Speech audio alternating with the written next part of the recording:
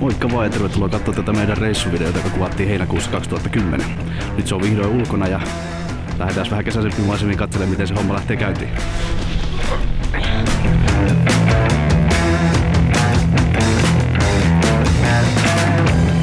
Koska meillä Suomessa on aika vähän noita vuoria kiivettäväksi, täytyy aina lähteä ulkomaille. Meidän valinta osui tuonne Kaukasukselle Alppeja selkeästi halvemman hintatason takia.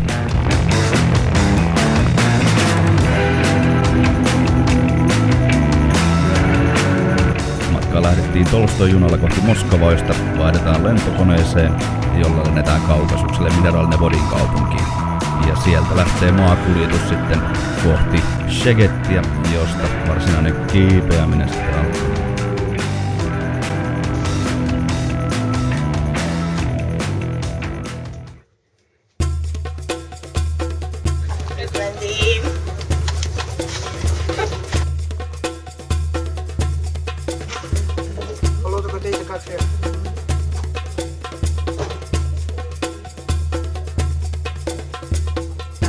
Junamatka Moskovaan kestää noin 14 tuntia, mutta onneksi tässä junassa palvelu pelaa.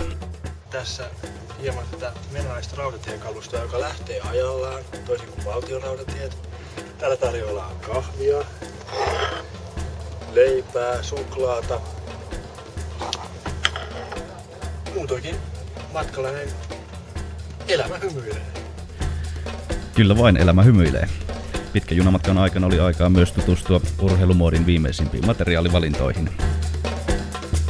Sekä junan ravintolan aivan kelvolliseen viinilistaan.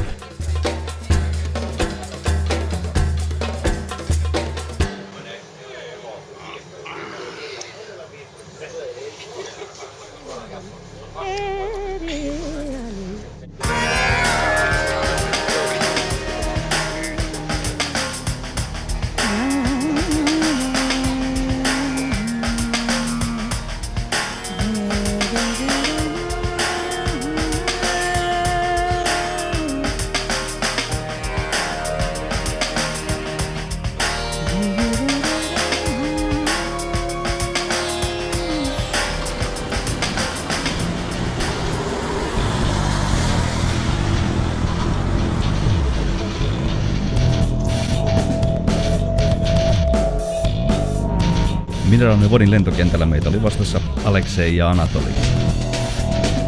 Kamat lastattiin viivyttelemättä autoon ja näin päästiin 3 tunnin ajomatkalle kohti Baksanin laaksoa ja sieltä Szegedin kylään.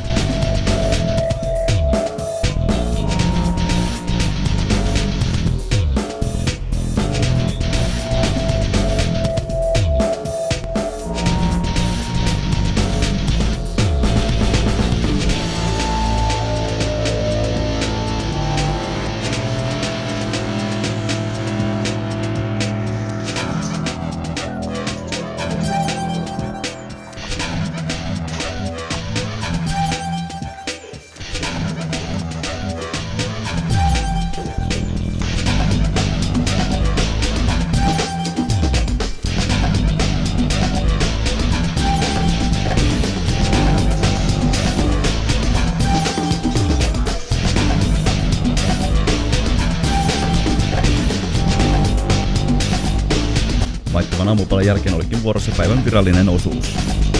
Venäjällä kun kerta ollaan, täytyy paperitöitä tehdä melko paljon ennen kuin päästään itse asiaan. Ensin täytyy rekisteröityä hotellin asukkaaksi ja sen lisäksi tarvitaan luvat kansallispuistoalueelle ja kiipeilyluvat ja maksut ja kaikki muu tämmönen paperihomma. Moneen paperiin piti leimoja siis saada.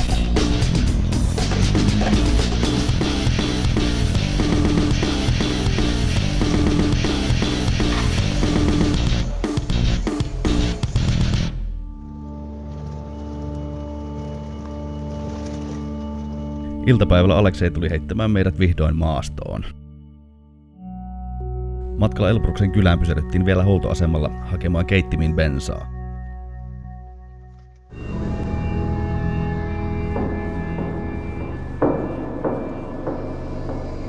Operaatiosta meinaakin muodostua pienoinen jännitysnäytelmä bensapistolin jumittaessa. Mutta onneksi Juhalla on sentään hoksottimet kohdillaan.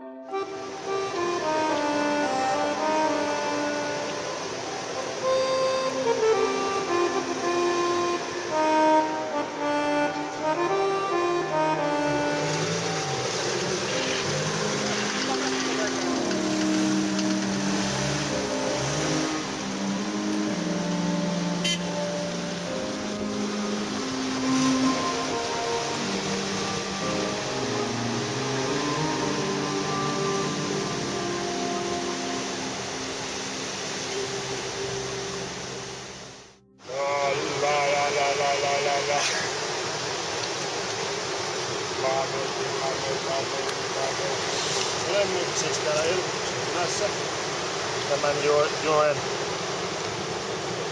itäpuolella jossain näillä main. Seurataan tätä polkua jokien risteykseen, käydään pohjoiseen ja jollekin tälle alueelle. Pääseekö näistä joista yli? Ne on pieniä puroja varmaan. No ei muuta kuin reppuja selkään sitten.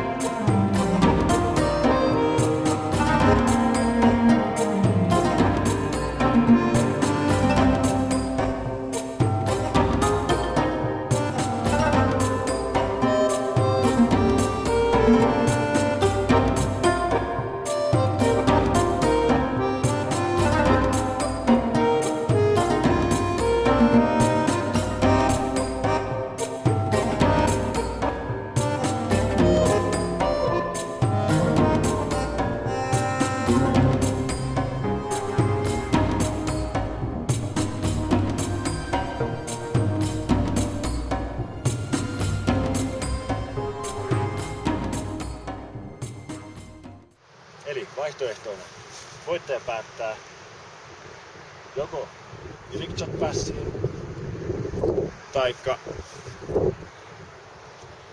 tuon vuoden rinteelle katsomaan. Tarkistaa. Kiiopapelsakset. Kolmonen. Go! Haha, perkele. Irikchat Pass. Elikkäs Tero saa päättää, lähteekö voittajan vai häviäjän mukaan.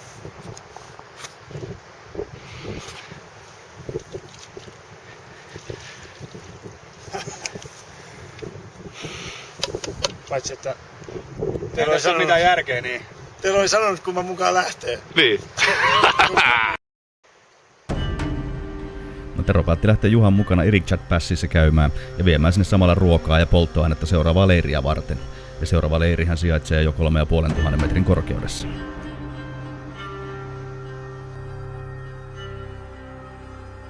Parin päivän päästä tilanne onkin sellainen, että polttoaine, ruoka ja WC-paperi alkaa olemaan lopussa. Arvontojen päätteeksi Janne ja Jenni lähtivät alas Laaksoon hakemaan näitä puuttuvia tarvikkeita lisää. Sillä aikaa me muut aletaan valmistautua tuonne Elbruksen rinteelle siirtymiseen. Juhan ja Marin kanssa käydään Elbruksen itärinteellä päiväreppujen kanssa kääntymässä ja palataan takaisin 3500 leiriin. Seuraavana päivänä väsyneet Janne ja Jenni jäävät vielä leiriin lepäämään, kun me muut lähdetään siirtämään oma telttamme tuonne 4300 metrin korkeuteen.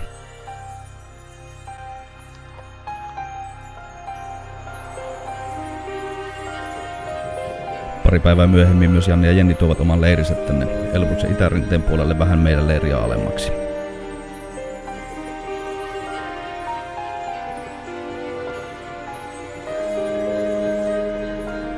Reittihän kulkee tuosta ylös ja tuosta Itä-Harjannetta itähuipun vierestä tuonne.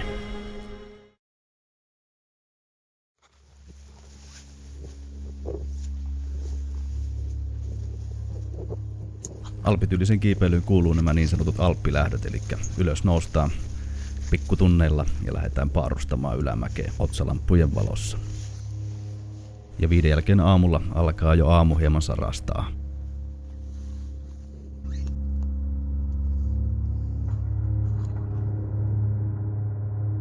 Puolen 6 jälkeen mäki muuttuu sen verran paljon jyrkemmäksi, että laitetaan raudat kenkiin ja jatketaan paarustusta Itä-Harjannetta ylöspäin.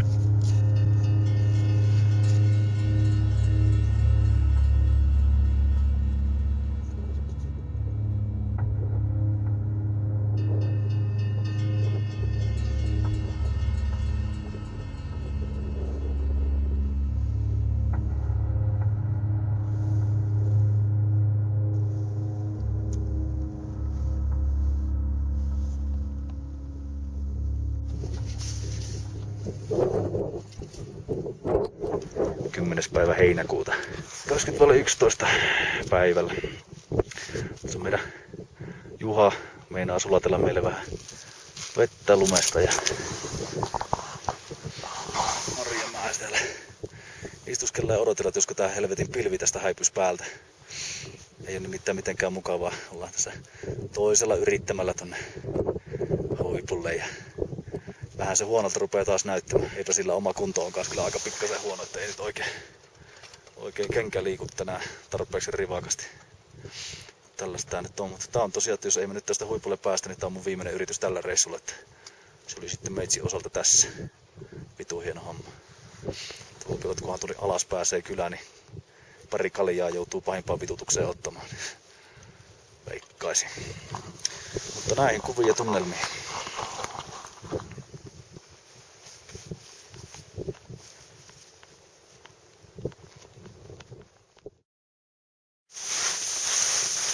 No, niinhän siinä kävi, että tuli otettua pakit sieltä vuorelta reilu 5 tonnin korkeudelta. Istuttiin siinä yli puoli tuntia semmoista tosi sakeessa pilvessä ja mun olo ei ollut kovin hyvä. Ei tarpeeksi kova kunto saatana näihin hommiin vielä. Aika vittumainen päätös tommonen tehdä, varsinkin kun se tarkoittaa sitä, että Juha ja Marikin joutuu lähtemään alas.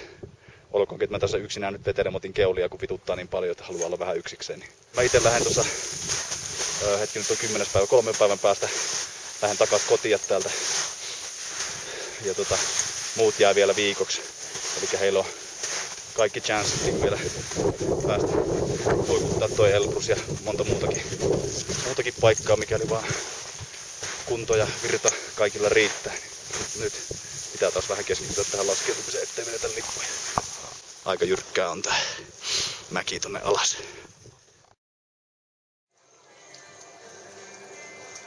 Laskeutuminen vuorelta kesti 11 tuntia ja Elbruksen kylästä saatiin taksi Szegettiin.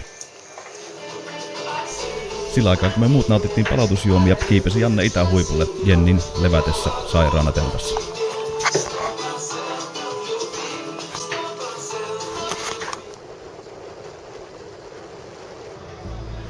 Mä lähdin siitä sitten seikkailemaan takas kotiin päin, joka olikin yksinään aika jännää, etenkin tuolla Moskovan metrossa.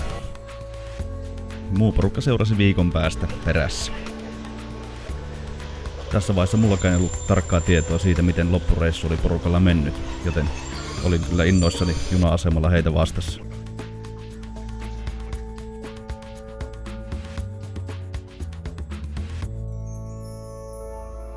Ja reissuhan meni niin, että Janne kävi valko-venäläisen Miskan kanssa itähuipulla ja tyttöjen kanssa vielä länsihuipulla 5642 metrin korkeudessa.